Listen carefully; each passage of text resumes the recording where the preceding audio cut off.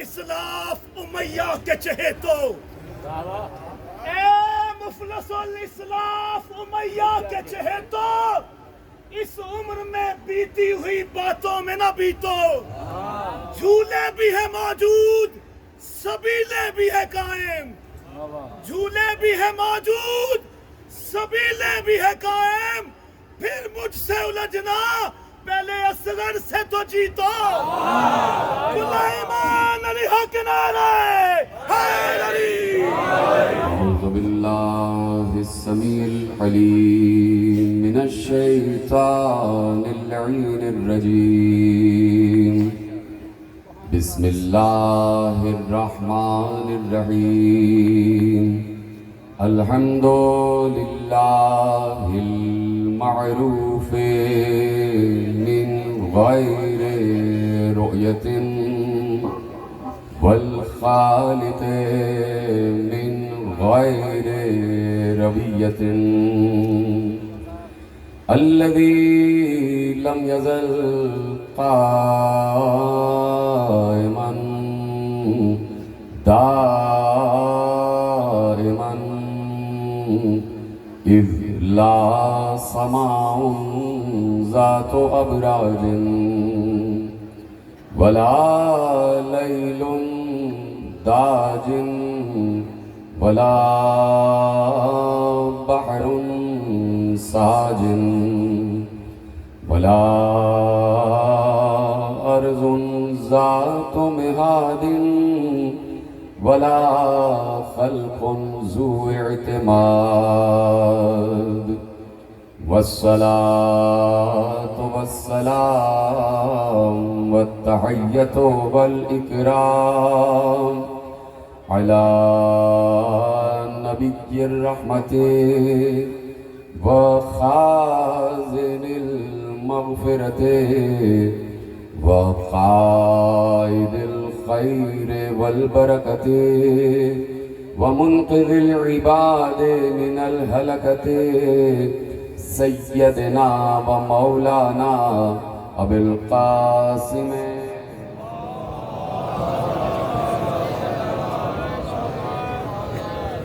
و اہل بیتہ الطیبین الطاہرین المعصومین المظلومین المنتخبین المنتجبین، الذین اذهب اللہ عنہم الرجس وطہرہم تطہیرا۔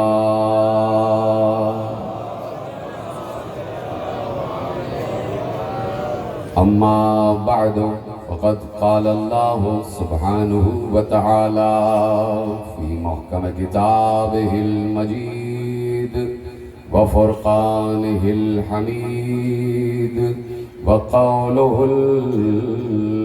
الحق، بسم اللہ الرحمن الرحیم، یعرفون نعمت اللہ ثم ینکرونہا وَأَكْثَرُهُمُ الْكَافِرُونَ۔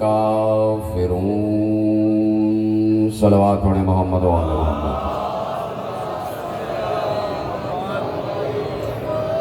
1445 ہجری کا عشرہ ماہ اذا اور مرکزی امام بارگاہ دھوبی گھاٹ فیصل آباد، اور آج آپ حضرات چھٹی تقریر سماعت فرما رہے ہیں۔ وسائل معرفت ہمارا عنوان ہے، اور ہم وسائل معرفت کے ذریعے مسائل معرفت پر بھی بات کر رہے ہیں، اور ان کے حل پر بھی بات کر رہے ہیں۔ یقیناً یہ اللہ کا کچھ بندوں پر بڑا احسان عظیم ہے کہ اس نے کچھ بندے ایسے خلق کیے کہ جو صفات میں اس جیسے لگنے کے باوجود اللہ اللہ رہتا ہے اور بندہ بندہ رہتا ہے۔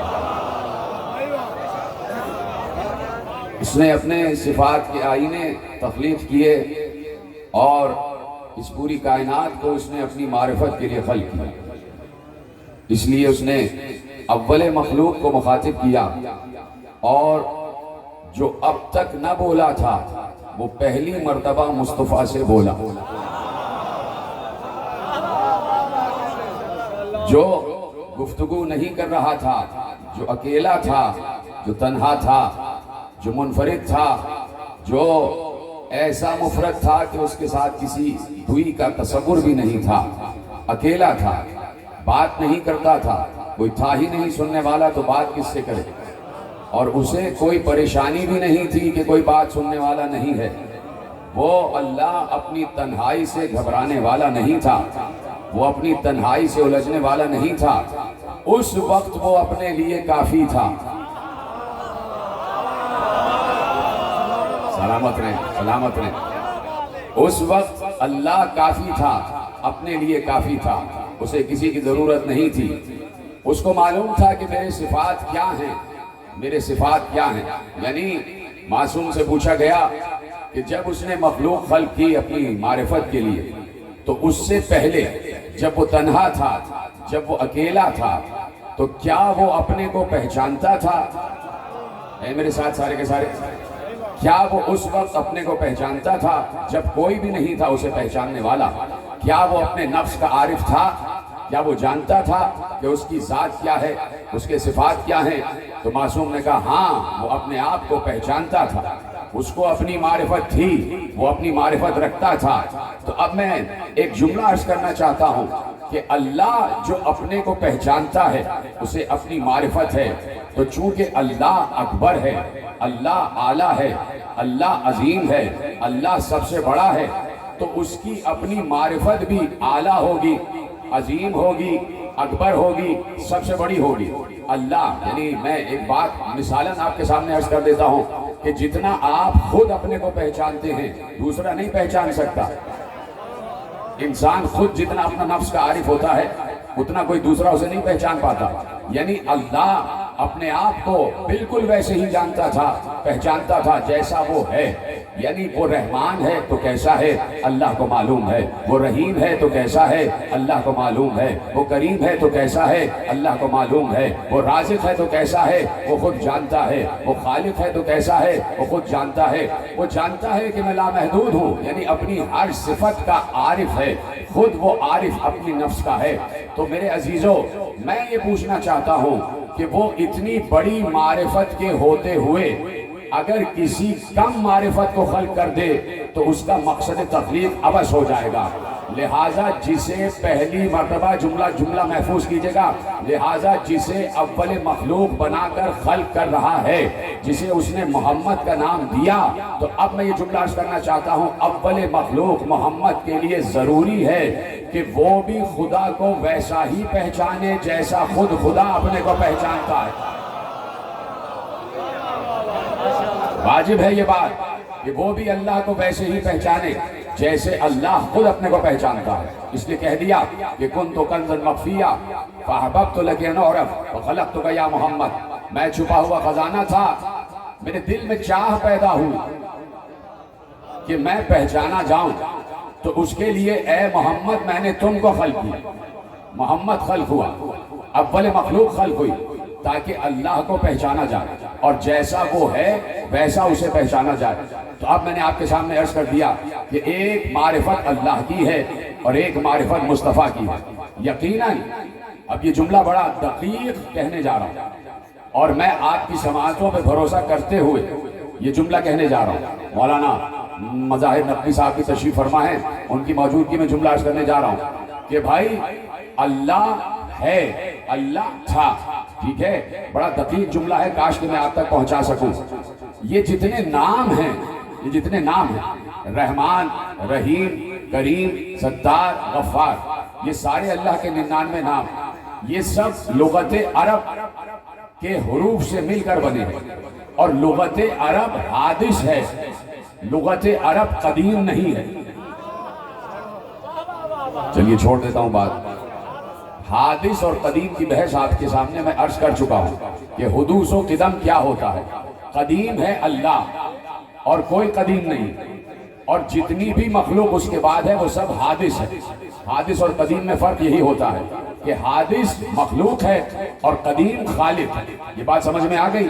تو اب یہ جتنے الفاظ ہیں یہ سب عربی حروف سے مل کر بنے ہیں، اور عربی زبان حادث ہے، وہ قدیم نہیں ہے، اس لیے کہ وہ مادی طور پر لکھی جاتی ہے۔ جہاں مادی طور پر کوئی چیز نظر آ جائے وہ حادث ہوا کرتی ہے، قدیم نہیں ہوا کرتی۔ تو اس لیے اب جملہ سنیے گا، اس لیے اللہ جب تھا اور کوئی نہیں تھا تو اس کے صفات تو تھے، لیکن صفات کا نام نہیں رکھا گیا تھا۔ سلامت رہیں آپ۔ جس نے میری بات کو سمجھا ہے، بڑی دقیق گفتگو تھی، پیچھے والوں کے ہاتھ بھی اٹھے ہیں، تو اس کا مطلب ہے کہ گفتگو آپ تک پہنچی ہے۔ صفات تو تھے لیکن ان کا کوئی نام نہیں تھا، نام نہیں تھا۔ اب میں اس کی دلیل عرض کرنے جا رہا ہوں۔ اس کو معلوم ہے کہ میرے اندر صفت رحم ہے، لیکن ابھی اس کا نام نہیں رکھا گیا۔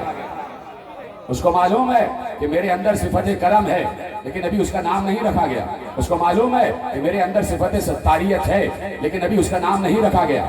یقیناً یہ ہو سکتا تھا کہ رحم کا نام کرم ہو جاتا۔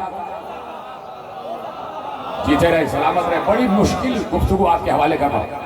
ہو سکتا ہے کہ رحم کا نام کرم ہو جاتا اور کرم رحم ہوتا۔ ضروری تو نہیں تھا نا کہ وہی نام ہوتے یہ جو رکھے گئے ہیں، یہ تو نام بعد میں آئے، لیکن صفت تو وہی رہے گی، صفت تو نہیں بدلے گی، اور صفت اس کی ذات کا حصہ ہے، صفت الگ نہیں ہے۔ معصوم نے کہا کہ اللہ کی ذات کو الگ، اور جس نے صفات کو الگ مانا اس نے دو خدا مانے، ایک ذات والا اور ایک صفت والا۔ اس کی ذات بھی صفت ہے اور صفت بھی ذات ہے، اس کی ذات کا ہی حصہ ہے، نام کوئی نہیں تھا۔ اب اس نے مخلوق کے خلق کرنے کا ارادہ کیا، اس کو نام کی ضرورت نہیں تھی، اس لیے کہ کوئی اسے پکارنے والا ہی نہیں تھا، نام پکارنے کے لیے رکھا جاتا ہے۔ اب جب اس نے، معصوم نے ارشاد فرمایا، اصول کافی میں محمد ابن یعقوب کلینی علیہ الرحمہ نے اس روایت کو محفوظ کیا کہ جب اللہ نے مخلوق کے خلق کرنے کا ارادہ کیا تو اسے معلوم تھا کہ یہ مخلوق پریشان ہوگی، یہ مخلوق مصیبت کا شکار ہوگی، یہ مخلوق مشکل میں گرفتار ہوگی، تو اسے اپنی مشکل کشائی کے لیے کوئی چاہیے کہ جسے پکارے۔ تو اس نے مخلوق کے لیے اپنا جو سب سے پہلا نام رکھا وہ تھا علی العظیم۔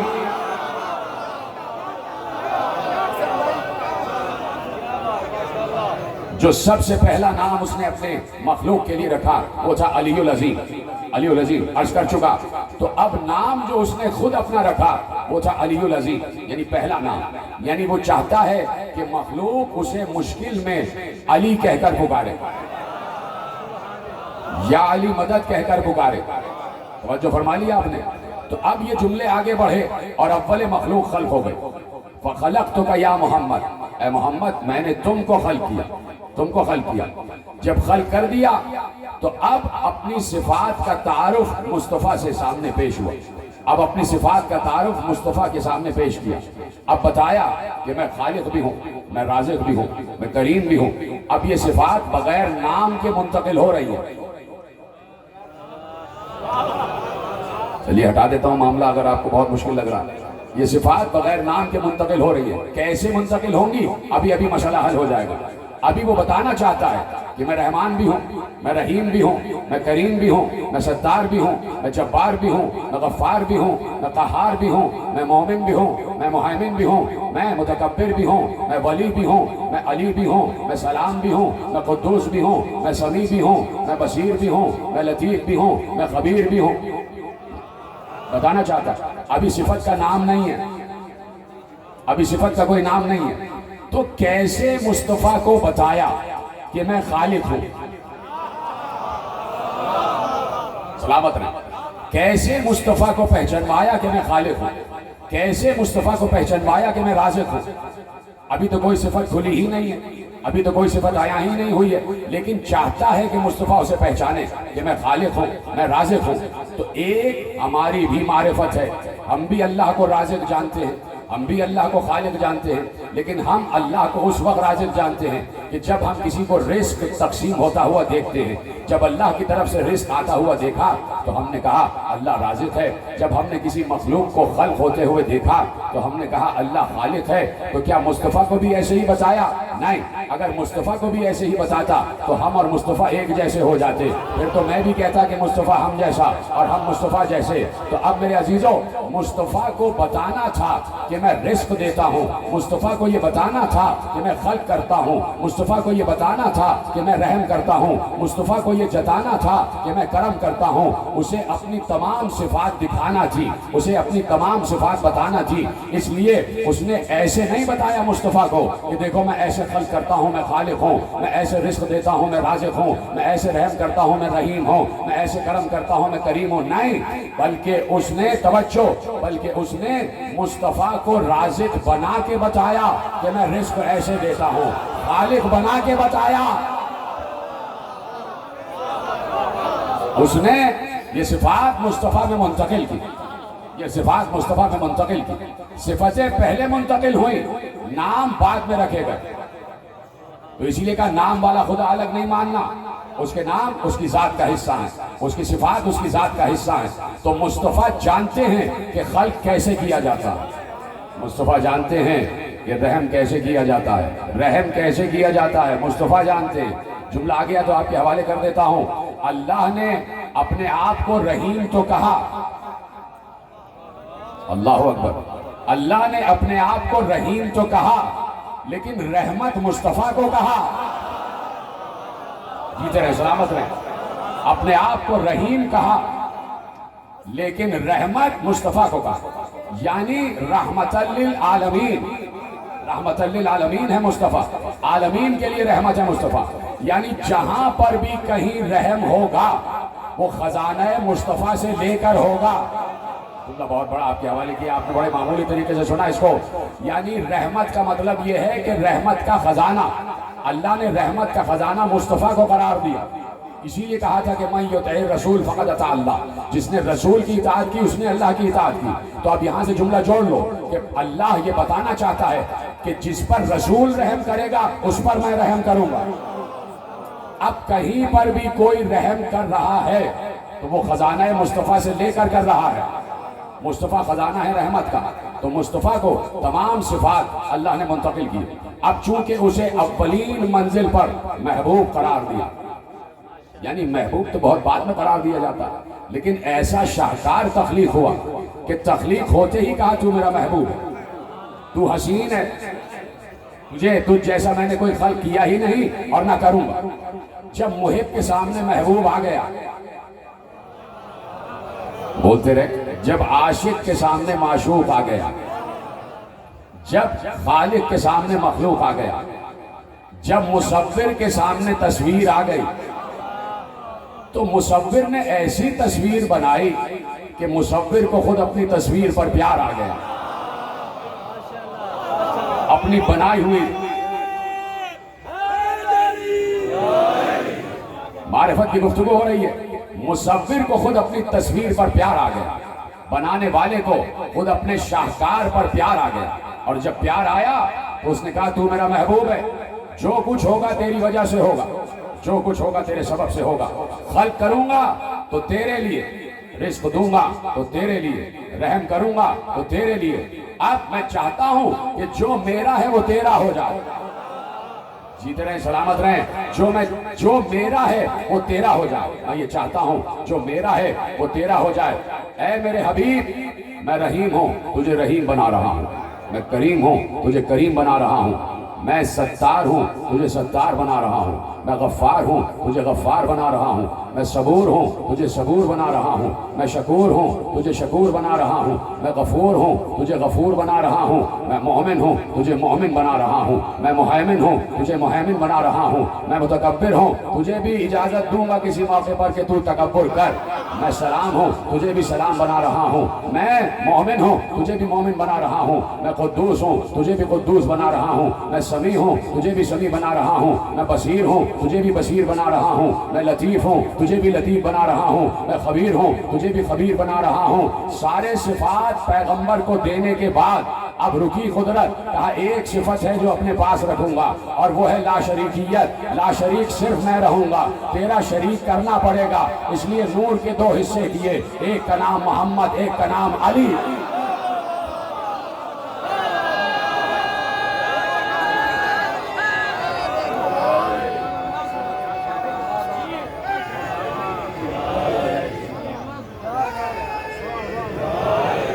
نور کے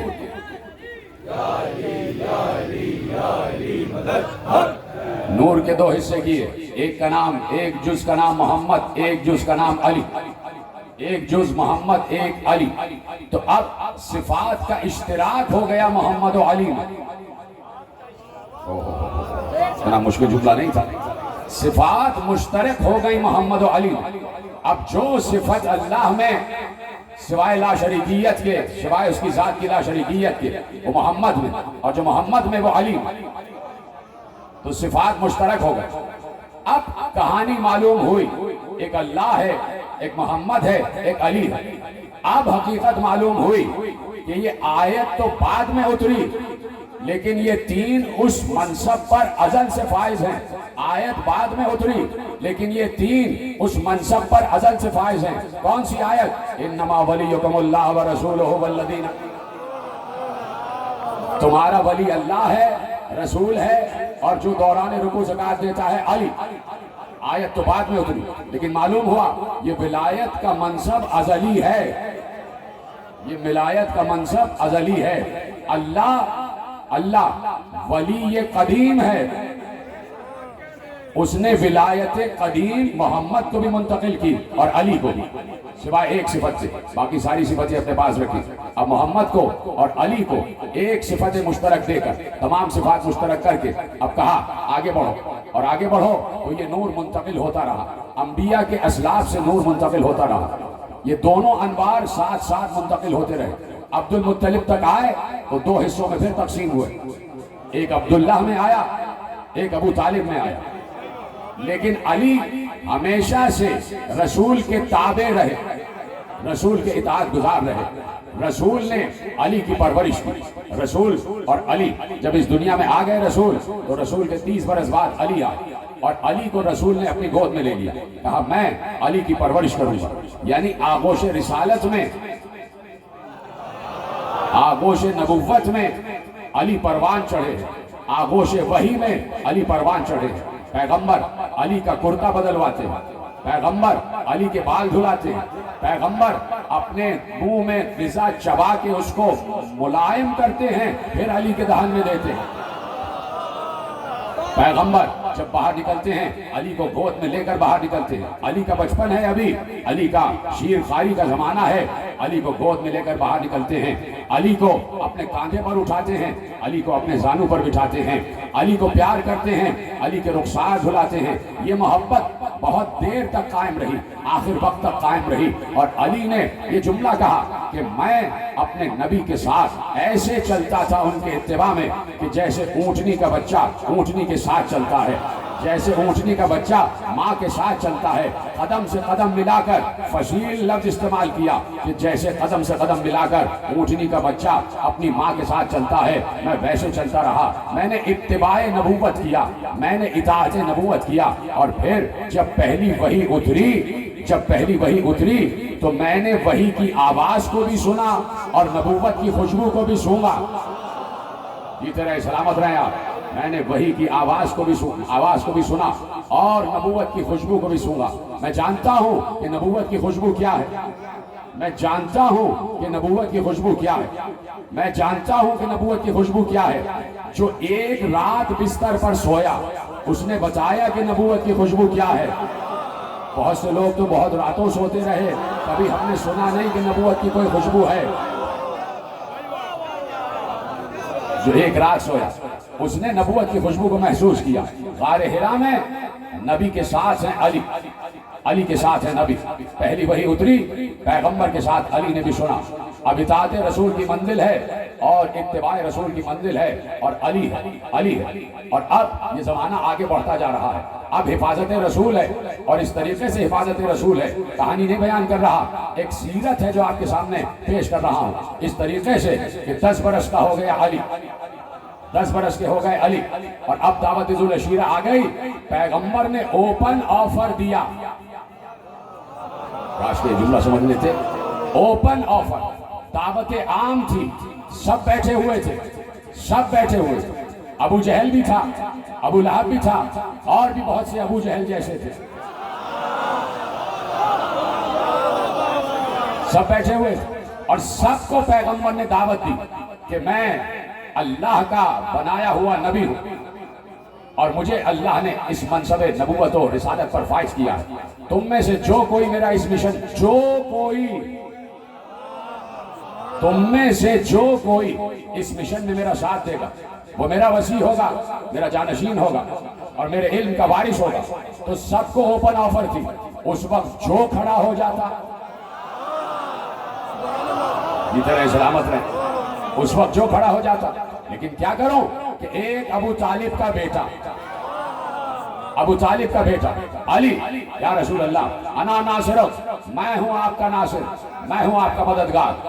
پیغمبر نے یہ نہیں کہا کہ تمہاری مدد تھوڑی چاہیے، اللہ کی مدد چاہیے۔ کہاں بیٹھے ہیں میرے عزیزو؟ پیغمبر نے کہا تمہاری مدد تھوڑی، اللہ کی چاہیے۔ جیسے ہی پیغمبر سے کہا علی نے انا ناصرک یا رسول اللہ، میں ہوں آپ کا ناصر، تو پیغمبر نے 3 مرتبہ کہا، اور تینوں مرتبہ علی بلند ہوئے۔ اس کے بعد پیغمبر نے کہا یہی علی میرا وسیع ہے۔ فال آف دی رومن امپائر کتاب ہے بہت بڑی، اور اس میں سے یہ جملہ آپ کے حوالے کر رہا ہوں کہ جیسے ہی پیغمبر نے کہا کہ کون ہے میرا جو اس مشن میں ساتھ دے گا، جو اس مشن میں ساتھ دے گا، تو اس نے کہا a profound silence came to the whole assembly۔ کہا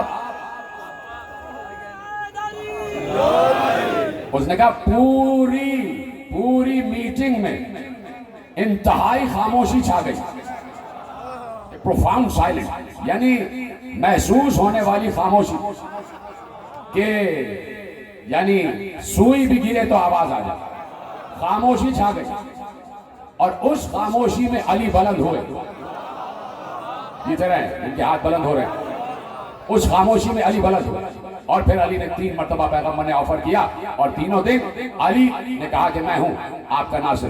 تو کہا علی میرے بعد میرا وسیع ہے، میرا جانشین ہے، میرے علم کا وارث ہے، تم سب اس کی اتباع کرو، تم پر واجب ہے کہ علی کی اطاعت کرو۔ تو لوگ ہنستے ہوئے یہ کہتے ہوئے اٹھے، لو ابو طالب اب تم پر تمہارے بیٹے کی اطاعت واجب ہو گئی، اب تم پر تمہارے بیٹے کی اطاعت واجب ہو گئی۔ تو ابو طالب کو اس جملے پر اعتراض بھی نہیں تھا۔ اللہ اکبر، ایسا پیچھے والے صاحب نے، ابو طالب کو اس جملے پر اعتراض بھی نہیں تھا، اس لیے کہ ابو طالب عارف امامت و رسالت پہلے سے ہے، عارف امامت و رسالت پہلے سے ہے۔ تو اب علی ہیں اور پیغمبر کی نصرت ہے، علی ہیں اور پیغمبر کی نصرت ہے۔ چلے نبی مکے کی گلیوں میں چلے اور تبلیغ رسالت کرتے ہوئے چلے، تبلیغ رسالت کرتے ہوئے چلے، لیکن ایسے نہیں چلے۔ جب نبی جا رہا تھا تبلیغ رسالت کے لیے تو اللہ نے کہا اے نبی ایسے نہ جانا، ہم سے مدد مانگ کر جانا، ہم سے مدد مانگ کر جانا۔ اللہ کے نبی نے ہاتھ اٹھائے، کہا پروردگار میں تجھ سے مدد مانگتا ہوں۔ کہا نہیں ایسے نہیں، جن الفاظ میں ہم کہیں ان الفاظ میں مدد مانگنا، الفاظ بھی ہمارے ہوں گے تمہارے نہیں تو بعد میں کوئی اعتراض کر دے کہ یہ تو نبی کا لہجہ ہے، رسول کا لہجہ نہیں ہے، یہ تو اللہ کا لہجہ نہیں ہے، اللہ نے نہیں کہا تھا، یہ تو نبی کا لہجہ ہے، یہ تو نبی کے الفاظ ہیں۔ ایک بار کہا نبی ہاتھ اٹھاؤ اور جو ہم بتاتے جائیں تم اس کو دہراتے جاؤ۔ نبی نے ہاتھ اٹھائے اور اللہ نے کہا قل، کہو۔ نبی نے کہا پروردگار میں حاضر ہوں، آواز آئی قل، نبی نے اس لفظ قل کو بھی محفوظ کروایا۔ خدا کے لیے سمجھیں، نبی نے اس لفظ قل کو بھی محفوظ کروا لیا۔ نبی نے کہا ہاں پروردگار بتا، تو آواز آئی کہو قل، پروردگار حاضر ہوں، کیا کہوں؟ رب ادخلنی مدخل صدق واخرجنی مخرج صدق واجعل لی من لدنک سلطانا نصیرا۔ ادھر ہے، سلامت رہے آپ، کیسے سن رہے ہیں؟ کہا کہ ہم سے یہ دعا کر کے جانا کہ پروردگار میں تیرے مشن کے لیے جا رہا ہوں، میرے لیے اپنی طرف سے مددگاروں کا بادشاہ بھیج دے، مددگاروں کا بادشاہ بھیج دے۔ یہ بھی نہیں کہا کہ مدد بھیج دے، اللہ اکبر، یہ نہیں کہا کہ اپنی طرف سے میری مدد کے لیے آ جا، یہ نہیں کہا کہ یا اللہ مدد، یہ نہیں کہا کہ یا اللہ انصرنی، یا اللہ میری مدد کر، یا اللہ۔ اللہ ہی کے الفاظ ہیں، اب کوئی اعتراض نہیں کر سکتا، اللہ کے الفاظ ہیں، اب اس پر کوئی اعتراض نہیں کر سکتا۔ اللہ نے کہا قل رب ادخلنی مدخل صدق واخرجنی مخرج صدق واجعل لی من لدنک سلطانا نصیرا، مجھے جدھر بھی داخل کر خیر سے اور صداقت کے ساتھ داخل کر، جہاں سے بھی باہر نکال خیر و صداقت کے ساتھ باہر نکال، اور میرے لیے اپنی طرف سے مددگاروں کا سلطان بھیج، مددگاروں کا بادشاہ بھیج۔ پیغمبر نے بتا دیا کہ جب بھی مشکل پڑے تو اللہ سے مدد نہیں مددگار مانگا جاتا ہے، اللہ سے مدد نہیں مددگار مانگا جاتا ہے۔ تو اللہ نے مددگار جب بھیجا تب رسول نکلے تبلیغ رسالت کے لیے۔ 10 برس کا علی ہو گیا، اور اب رسول جاتے تھے اور جا کر واپس آتے تھے تو دیکھا کہ رسول زخمی ہو کر واپس آ رہے ہیں۔ علی نے کہا، بلکہ ابو طالب نے کہا، یا علی کل سے تم اپنے بھائی کے ساتھ جانا۔ اپنے باپ کے کہنے پر علی رسول کے ساتھ، 10 برس کا علی رسول کے ساتھ چلے۔ وہاں سے مکے کے کافر بچوں کو تیار کرتے تھے کہ بچے رسول کو پتھر مارے، تاکہ بڑوں پہ بات ہی نہ آئے کہ بھائی بچوں نے مارا ہے، بچے تو ایسے ہی ہوتے ہیں۔ تو بچوں سے دفاع کے لیے ایک بچے ہی کو بھیجا گیا۔ یہ ہے سیاست الہیہ، اس کو کہتے ہیں سیاست نبویہ، سیاست الہیہ۔ علی چلے، پیغمبر کے ساتھ چلے، اور بچوں نے پیغمبر کا جب گھیرا اور چاہ رہے تھے کہ پیغمبر کی طرف پتھر ماریں، تو علی آگے بڑھتے تھے، کسی کا ہاتھ توڑا، کسی کے پاؤں توڑے، کسی کے سر پہ مارا، کسی کے تماچے مارے، کئی کی ہڈیاں ٹوٹ گئی، کئی کی ہڈیاں ٹوٹ گئی۔ پیغمبر پیغام رسالت دیتے ہوئے بڑھ گئے، واپس آئے، گھر پہ آ گئے ابو طالب کے گھر پر۔ مکے کے کافر اپنے اپنے بچوں کو لے کر آئے اور ابو طالب سے کہا کہ تمہارے بچے نے ہمارے بچوں کو مارا ہے۔ تو ابو طالب نے جواب دیا، بچوں کی لڑائی ہے۔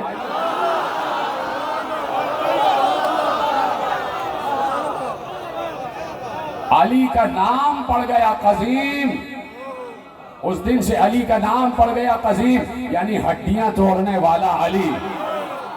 علی سے بچ کے رہنا، جب چاہے ہڈیاں توڑ سکتا ہے، اس لیے کہ آج کا علی پردہ غیب میں ہے۔